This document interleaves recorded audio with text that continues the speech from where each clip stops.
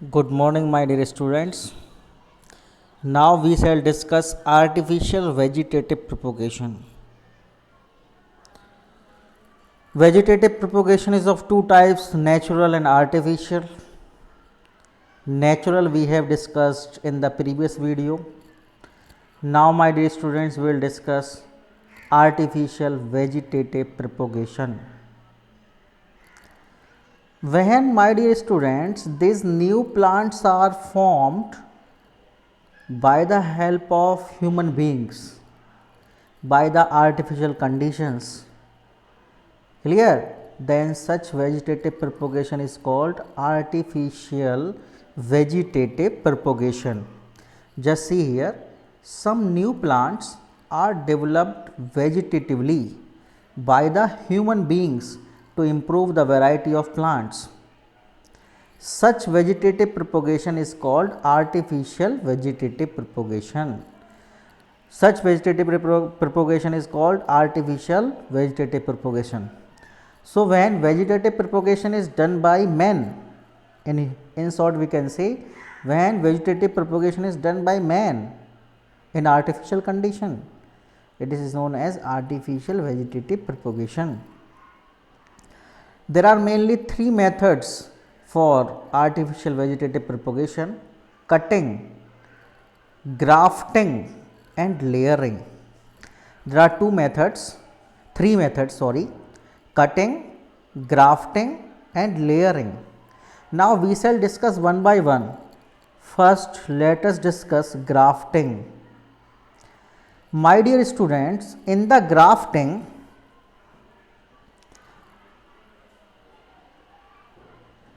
two parts of the plant are taken.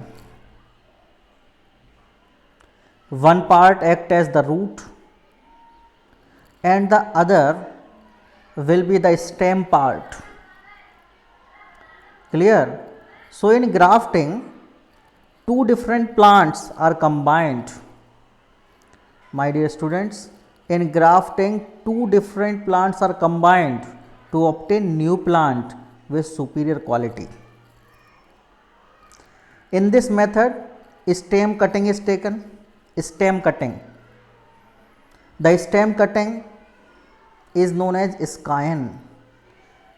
Clear? Stem cutting is known as scion, and this stem cutting is then attached with the other part of the plant, with the other plant, and that part will serve as root then. Let us discuss it in detail. So, you see here in this method, a stem cutting of one plant is taken, that is known as scion. Clear? Next,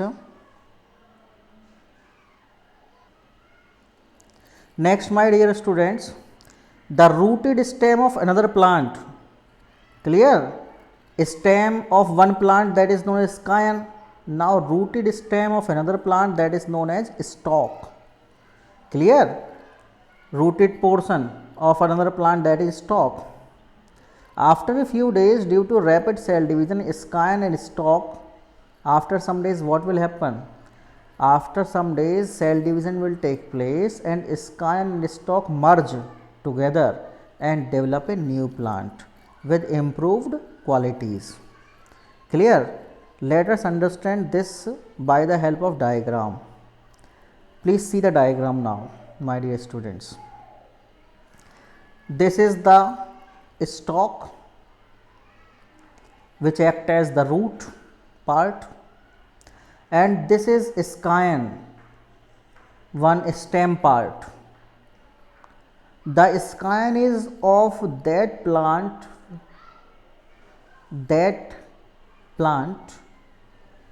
of which of the same kind we have to make the new plant.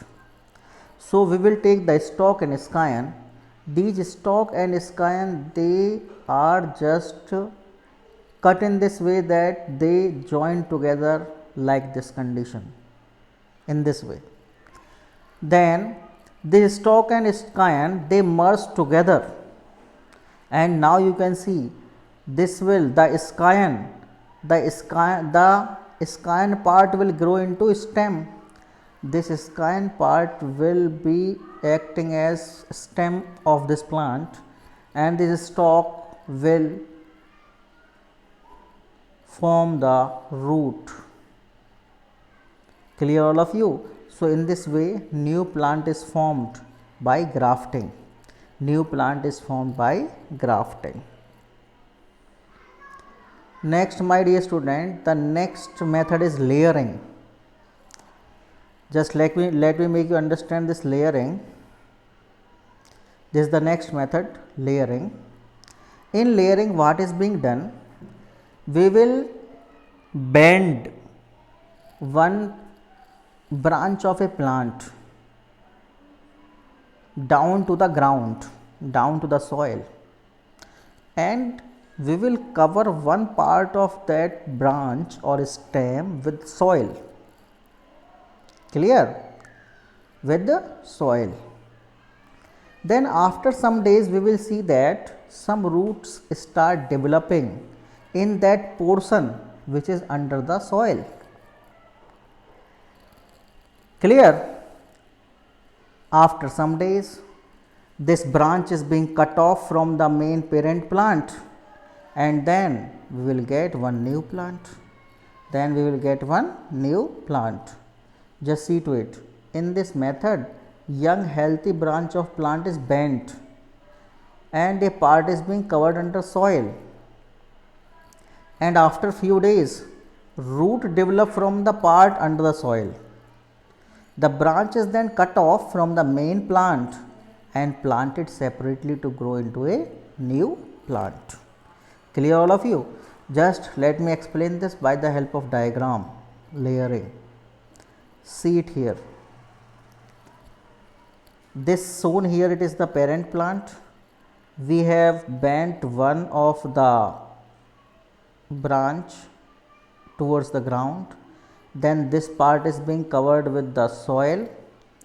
Then we will find that in this part the roots arises, the roots start to arise. After that we will cut this stem and this will grow into a new plant. This will grow into a new plant. Clear? All of you got understood this? So this is layering. Clear? Next is cutting. Cutting is very simple. In cutting we will cut one stem part, and that stem part is being put into the soil, into the damp soil,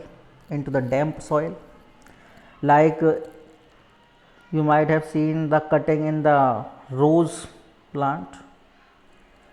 If we take one part of the stem of rose and we put in the damp soil, then it start to grow into a new plant. That is a type of cutting. So in this method of propagation, a new plant are produced by cutting the part of a stem of a healthy plant that has axillary buds. This stem cutting is then planted in moist soil. After few days root develop. Clear? From the portion embedded into the soil, and new leaves will develop from the buds present at its upper end to form new plant. Clear? So cutting is so simple, so easy. So this was artificial. This I explained is the artificial vegetative propagation. In this we have discussed three methods: grafting, layering and cutting. Grafting, layering and cutting. Clear? Grafting, layering and cutting. Now we will discuss next topic. Next, my dear students, we will discuss advantages of vegetative propagation. Advantages of vegetative propagation. It is only, first advantage, just see, it is only means of asexual reproduction in a species which are seedless or which usually do not produce viable seeds. So This vegetative propagation can be used for such plants which do not produce seeds, the seeds. Next, second point, you see, it is rapid, easier and cheaper method compared to production of plants by seeds. This one is the first advantage. This is second advantage, that it is easier and cheaper method. Clear? Then third advantage, let us see. Third one,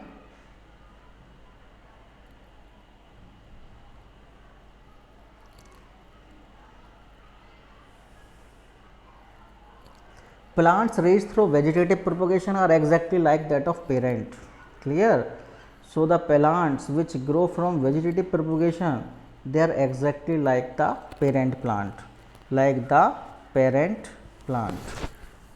Clear? They are exactly like the parent plant.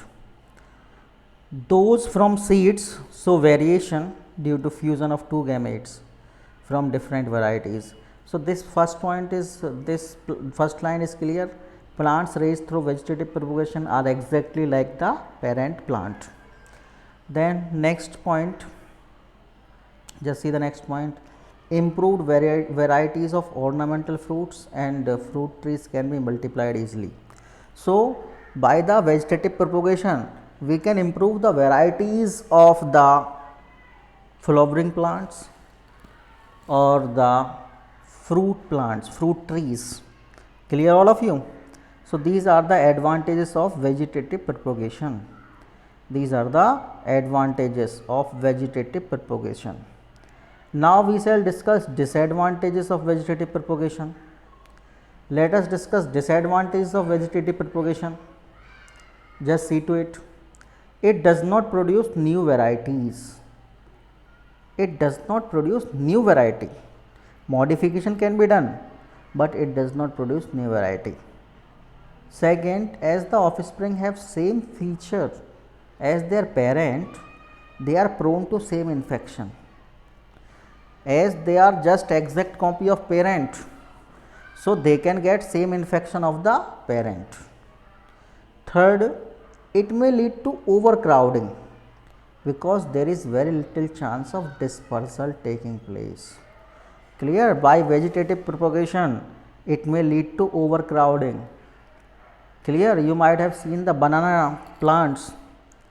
From one banana plant, if you just put one banana plant, from it many plant will grow, many new plant will arise within some time.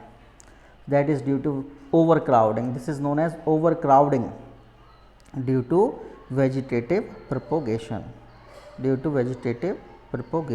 Clear all of you? Got understood this? So, my dear students, next we will discuss in the next video. So,